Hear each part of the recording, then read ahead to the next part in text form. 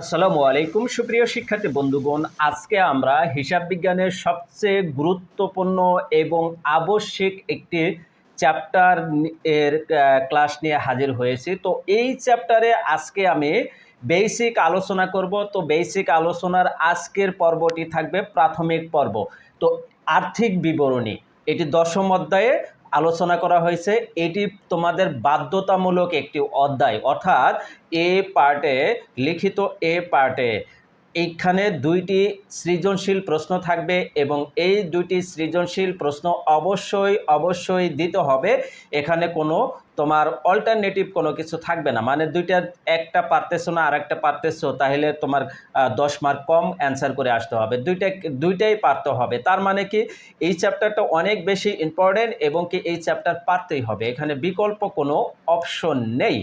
তাহলে বুঝতেই পারছো এই চ্যাপ্টারটা কত ইম্পর্টেন্ট এবং কত গুরুত্বর সাথে পড়তে হবে, ঠিক আছে? যার কারণে এই চ্যাপ্টারটা দেখে অনেকে ঘাবড়িয়ে যায়। তো ঘাবড়িয়ে যাওয়ার কিছু নাই, আমি তোমাদের সাথে আছি, ধারাবাহিকভাবে এই চ্যাপ্টারটাকে একদম পানির মতো করে বোঝানোর চেষ্টা করব।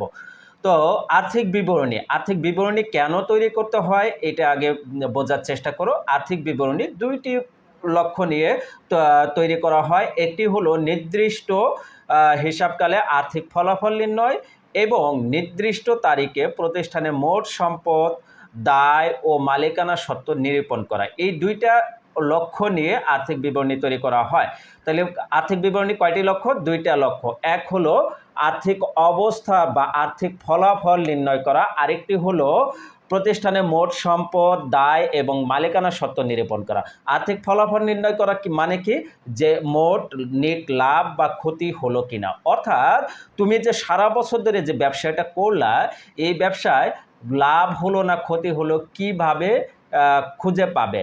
তো এই যেভাবে খুঁজে পাবে সেটি হলো আর্থিক বিবরণী। এই আর্থিক বিবরণীর মাধ্যমে তোমরা আর্থিক ফলাফল, লাভ বা ক্ষতি নির্ণয় করতে পারো এবং মোট সম্পদ, দায় ও মালিকানা সত্ত্বের পরিমাণ নির্ণয় করে প্রতিষ্ঠানে আর্থিক অবস্থার জাস্টিফাই করতে পারো।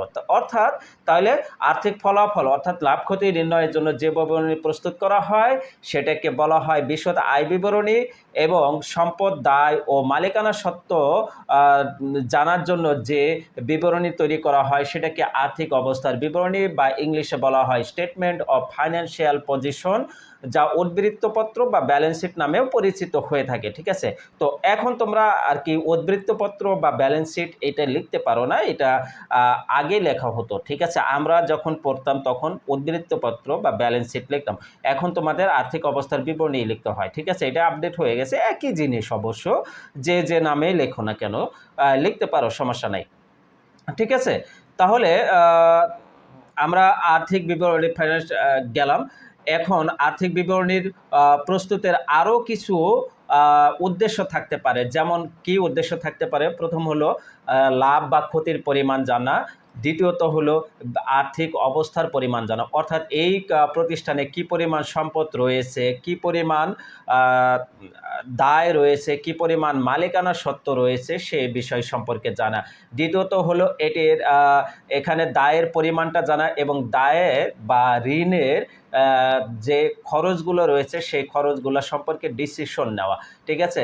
ঋণ গ্রহীতাদেরকে এই অবস্থা জানানো এবং বিনিয়োগকারীদেরকেও এই অবস্থা জানানোর জন্য আর্থিক বিবরণী করা হয়, ঠিক আছে?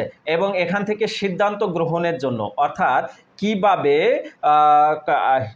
হিসাব করলে বা কোন খরচগুলো কমাইলে বেশি প্রফিট করা যাবে বা কোন খরচটা বাদ দিয়ে দিতে হবে বা কোন দিকে আয় একটু বাড়ানো যাবে, এই বিষয়গুলো নিয়ে সিদ্ধান্ত গ্রহণ করা হয় আর্থিক বিবরণীর মাধ্যমে, অর্থাৎ এর জন্যও আর্থিক বিবরণী প্রস্তুত করা হয়।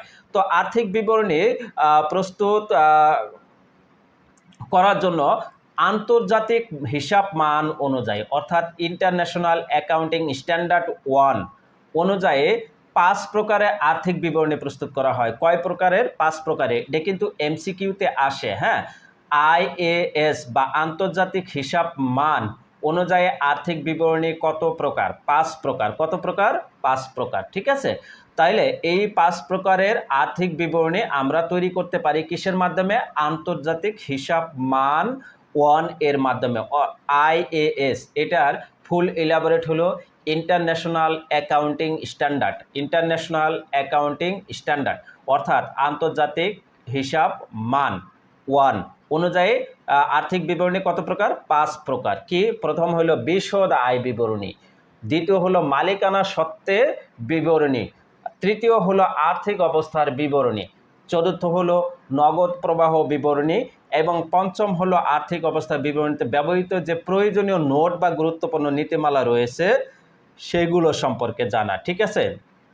অর্থাৎ এই যে এর বাহিরে যে জিনিসগুলো থাকে, যেমন অনেক সময় কিছু গুরুত্বপূর্ণ নোটস থাকে অর্থাৎ বা ডিসিশন নেওয়ার জন্য পড়তে হয়, যেমন তোমার চলতি অনুপাত, তারল্য অনুপাত, তারপরে হলো নিট মুনাফার হার, তারপরে হলো দেনাদার আবর্তন, মজুত পণ্য আবর্তন, এই জিনিসগুলো তৈরি করতে হয়। এগুলাকে আর্থিক এটা প্রয়োজনীয় নোট এবং গুরুত্বপূর্ণ নীতিমালার মধ্যে পড়ে এই জিনিসগুলা। তাহলে আমরা 5 প্রকার হিসাব পেয়েছি, আর্থিক বিবরণী 5 প্রকার পেয়েছি। তার মধ্যে আমরা প্রথম 3 প্রকার প্রাথমিক পর্যায়ে মাধ্যমিক পর্যায়ে আমরা শিখব, অর্থাৎ এসএসসি লেভেল পর্যন্ত আমরা প্রথম 3 প্রকার কি কি? আর্থিক লাভ বিশদ আয় বিবরণী, মালিকানা সত্ত্ব পরিবর্তন বিবরণী এবং আর্থিক অবস্থার বিবরণী, এই 3টা আর্থিক বিবরণী আমরা মাধ্যমিক পর্যায়ে অর্থাৎ এসএসসি পর্যন্ত শিখব। এরপরে আমরা যখন এইচএসসিতে যাব তখন নগদ প্রবাহ বিবরণী এবং এই যে আর্থিক অবস্থার বিবরণীতে প্রয়োজনীয় নোট এবং গুরুত্বপূর্ণ নীতিমালা রয়েছে এগুলো নিয়েও আলোচনা করা হবে। এগুলো হায়ার ক্লাসের জন্য। তো আমরা যেহেতু এখন কি আছে, সেকেন্ডারি ক্লাসে আছি, তো সেকেন্ডারি ক্লাসে আমরা প্রথম 3টি কি কি? এই যে বিশদ আয় বিবরণী, মালিকানা সত্ত্ব পরিবর্তন বিবরণী, আর্থিক অবস্থার বিবরণী। বিশদ আয় বিবরণীর মাধ্যমে প্রতিষ্ঠানের লাভ বা ক্ষতি নিরূপণ করা হয়, অর্থাৎ কত টাকা আয় হয়েছে, কত টাকা ব্যয় হয়েছে, মোট আয় থেকে মোট ব্যয় বাদ দিয়ে আমার লাভ বা ক্ষতি নির্ণয় করতে হয়।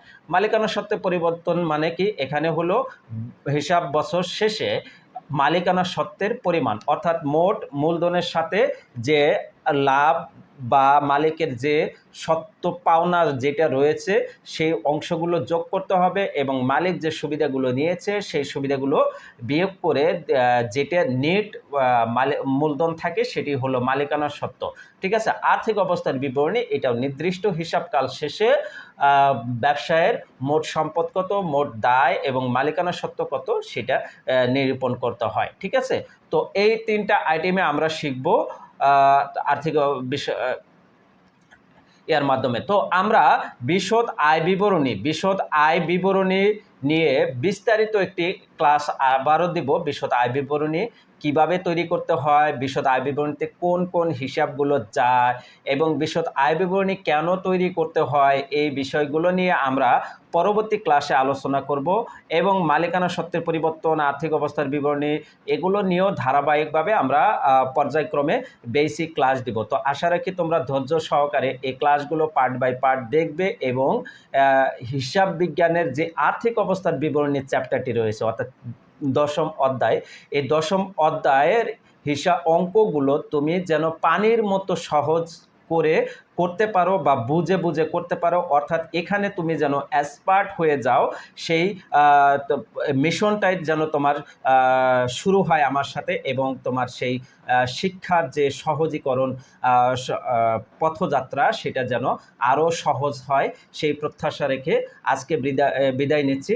দেখা হচ্ছে পরবর্তী ক্লাসে বিশদ আয় বিবরণীর বিস্তারিত নিয়ে। সবাই ভালো থাকো, সুস্থ থাকো, আল্লাহ হাফেজ।